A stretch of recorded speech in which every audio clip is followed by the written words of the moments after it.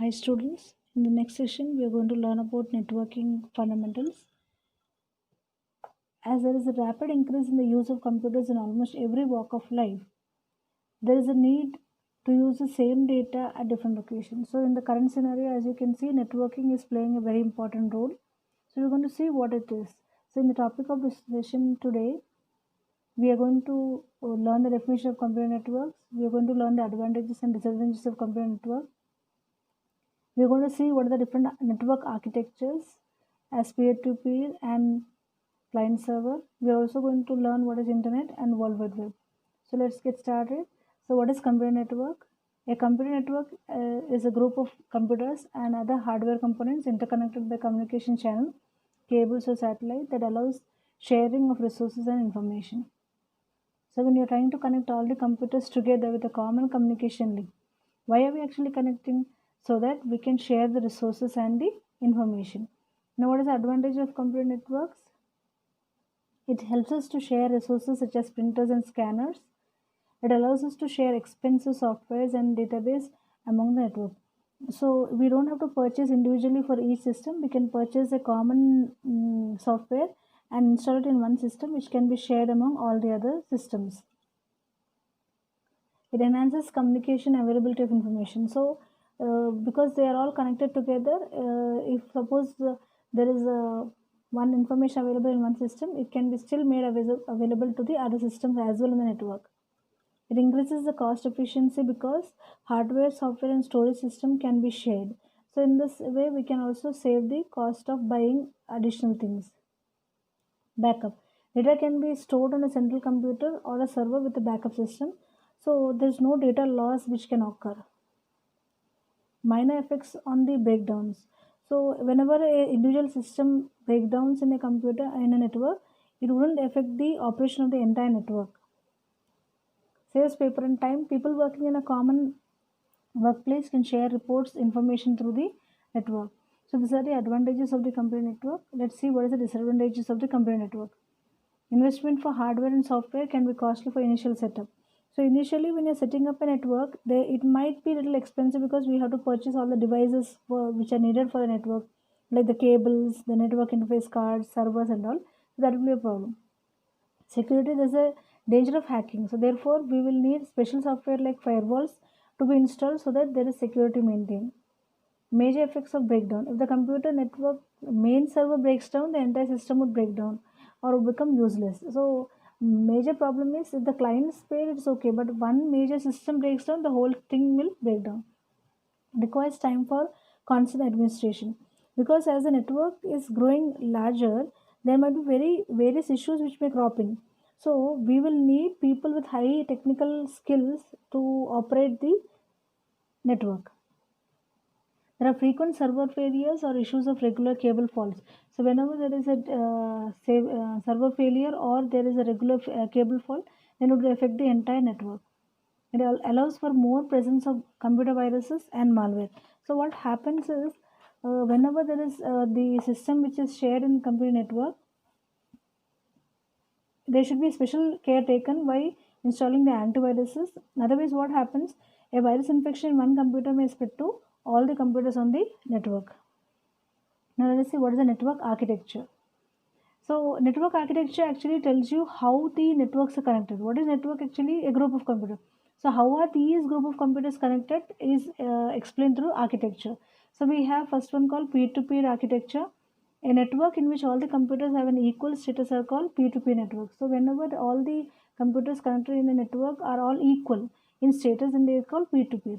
Each terminal has an equally competent CPU. So every terminal has a equally competent CPU. This is what is the peer-to-peer network is. Every computer can communicate with each other. There's nothing like superiority here. But let's take the next architecture, that is the client server architecture. If you see carefully, here the networks in which certain computers have special dedicated tasks providing services to other computers in the network are called client server network. So here in this network, what happens is you have one particular system which tries to have a special dedicated task which tries to provide services. So the computer which provides services are called servers and the ones which use the service are called clients. So here you can see there is one system which provides services to other systems. The system which provides is called server. The system which tries to take the services are called clients. So this is called client server architecture, and this is called the peer-to-peer architecture. Now we are having different types of network: personal area network, local area network, metropolitan area network, and wide area network. These are different types of network. Now if you take personal area network, that is PAN, it covers a very small area such as home or an office cabin, and it generally covers a range of less than 10 meters. So within a range of your home where you share all your different devices, or in the office cabin, that is called a PAN. Next we have LAN.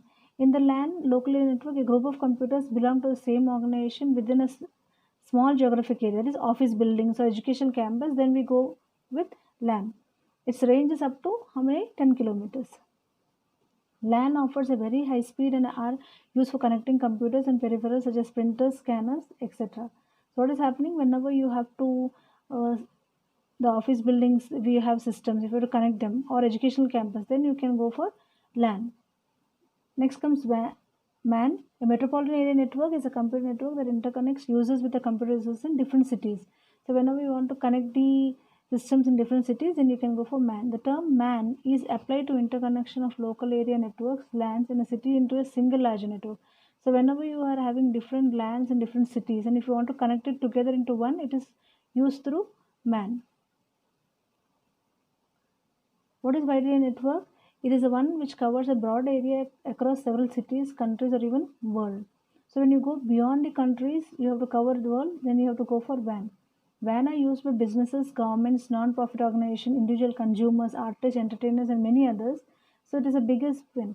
So when you want to connect, see, you have a system in India, then America, and London. If you want to connect the systems in different countries, then you can go for WAN. So as you have seen here, LAN is connected to this within a campus with different buildings. You can go with LAN. If you have to cover the cities, then you have to go for MAN. If you have to cover the whole country, if you want to connect all the systems, then you have to go for WAN. So there are three types of networks. Here we have the next one is internet. Internet is called network of networks because it is a global internet connection of computer networks around the world. So whenever you're interconnecting these computers around the world, it is called internet because it is a network of networks. Network is a group of computers. This group of computers connected to another group of computers, then it becomes a internet. The network, which consists of thousands of networks spanning the entire globe, is known as the internet. So when you're trying to cover the entire globe of networks, then it's called the internet. And why do we use internet? As you all very much know, it is used for sending messages through emails, for chatting, for instant messaging, for web applications, for video conferencing, for voice messaging, for audio conferencing, for telephone services. So many things are being used through internet. A communication over the internet is governed by a set of rules known as protocols. So, how is this internet working? It's using the rules which are framed in protocols. The most commonly used protocol is known as TCP/IP, which stands for Transmission Control Protocol or Internet Protocol. So, when we have to communicate over the internet, we have to use some protocol. So, the whole world is connected through internet, and these connections are managed through a protocol called TCP/IP. The World Wide Web. The World Wide Web is a collection of websites that we can browse or access through the internet using a web browser. So, what is World Wide Web? It is a collection of websites. The World Wide Web, commonly known as the web, is an information system where documents and other web resources are identified by URL, that is the Uniform Resource Locator. So, you might have seen whenever you have to use internet, what is the first thing which comes into your mind is www. So, it's www.usmania.ac, www.cbseacademics.nic, www. So, World Wide Web is a collection of website. To access the data or the information files available on the web, we have to use web browser. Now, what is web browser? Actually, it is a program that connects the user to internet server to access data. So, this is the web browser is a program or a software which helps us to access the information which is stored in the internet. What are the most popular web browsers we use? Internet Explorer, Google Chrome, or Mozilla Firefox. So, all these are the web browsers which we use in order to get information from the net. A web server is a computer that stores websites and their related files for viewing on the internet. So all these, whatever you store in internet, is actually taken care by web server. From the web server, if we have to retrieve an information, we have to use web browser from our client end. Now there might be many doubts like what is internet and what is World Wide Web. The internet is a physical network of computers all over the world. Then what is World Wide Web? The World Wide Web or simply web is a way of accessing information over the medium of internet. So internet actually is is connection of physical networks, whereas World Wide Web is an information sharing model that is built on top of the internet. So basically you can say World Wide Web is a software oriented, whereas internet is primarily hardware oriented. So what is happening with internet is trying to connect computers, whereas World Wide Web is trying to connect the people.